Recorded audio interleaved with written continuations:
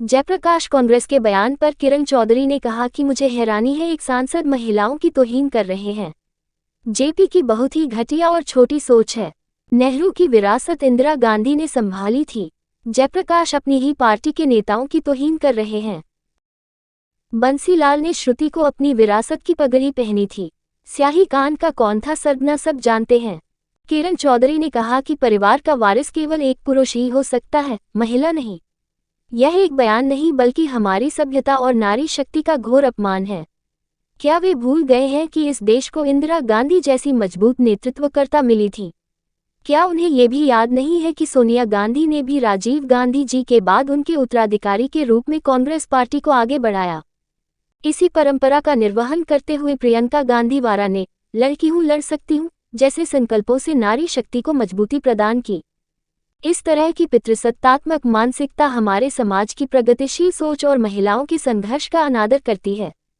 इस बयान की कड़ी निंदा करते हुए हम सभी से अपील करते हैं कि वे इस भेदभावपूर्ण सोच का विरोध करें और महिलाओं के सम्मान और अधिकारों के लिए खड़े हों।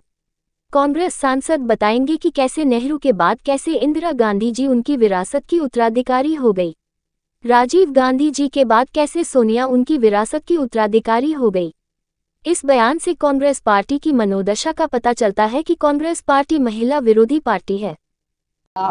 देखो, आपको मैं एक बात बताऊं, जहां तक जेपी का सवाल है वो तो हमेशा से इस तरह के जो हैं बयान देते आए हैं, सब लोग उनके बारे में जानते हैं और वही कारण है वो कभी आगे नहीं बढ़ पाए। जिस तरह का बयान उन्होंने दिया है ये उनकी ओछी मानसिकता जो है वो दिखाता है कि बेटियों के प्रति, महिलाओं के प्रति उनकी क्या सोच है।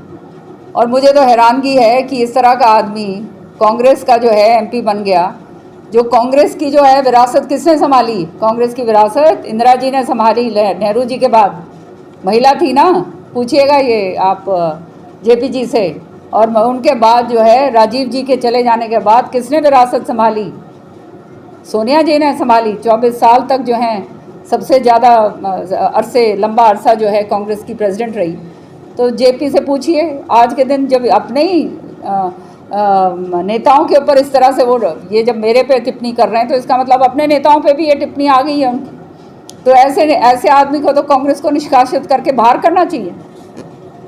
और जहाँ तक श्रुति की बात है, सारों के सामने 2005 के अंदर जब ये सुरेंद्र सिंह जी के चले आकस्मिक निधन के बाद चौधरी बंसीलाल जी ने लाखों लोगों के सामने यहाँ स्टेडियम के अंदर, जहाँ पर वसुंधरा राजे सिंधिया जो उस समय मुख्यमंत्री थी वो थी, हमारी शीला दीक्षित जी जो वो हमारी मुख्यमंत्री दिल्ली की थी वो थी, हुड्डा साहब खुद जो हैं स्वयं वहाँ पर मौजूद थे।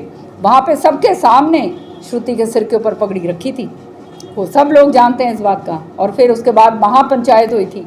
महापंचायत ने पूरा तय करा था कि ये विरासत आगे जो है किरण चौधरी और श्रुति चौधरी लेकर जाएंगे। और उसके बाद जो है इस तरह की बातें जब करी जाती हैं तो ये मुझे समझ नहीं आता। इनके घर में, मेरे ख्याल में इनके घर में माँ बेटियां हैं ही नहीं कि कोई इज्जत की बात करें। ये तो महिला विरोधी हैं खुल्लम खुल्ला।